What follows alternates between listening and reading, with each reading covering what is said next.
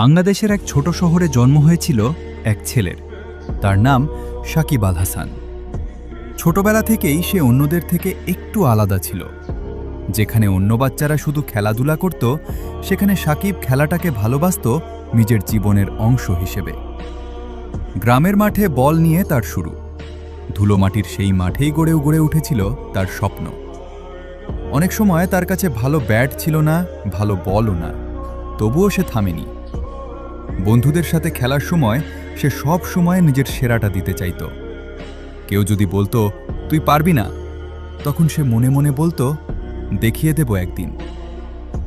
একদিন তার খেলা নজরে পড়ে কোচদের। ধীরে ধীরে সে সুযোগ পায় বড় মঞ্চে খেলার। কঠোর পরিশ্রম, ঘাম আর অসংখ্য ব্যর্থতার পর অবশেষে সে জায়গা করে নেয় বাংলাদেশ ন্যাশনাল ক্রিকেট টিমে। শুরুটা সহজ ছিল না।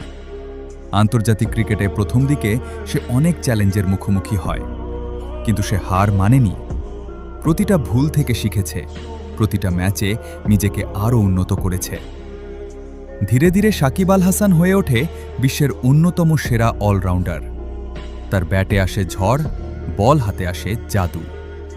বিশ্বের বড় বড় দলের বিপক্ষে সে একাই ম্যাচ ঘুরিয়ে দিতে পারত। ক্রিকেট বিশ্বের মানুষ তাকে চিনতে শুরু করে একজন ভয়ঙ্কর প্রতিদ্বন্দ্বী হিসেবে।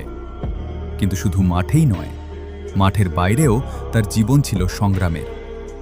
সমালোচনা, চাপ, দায়িত্ব সব কিছুর মাঝেও সে নিজেকে সামলে রেখেছে।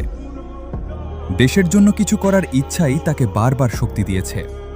একদিন এক ছোট ছেলে তাকে জিজ্ঞেস করেছিল, ভাইয়া, আপনি এত বড় খেলোয়াড় কিভাবে হলেন?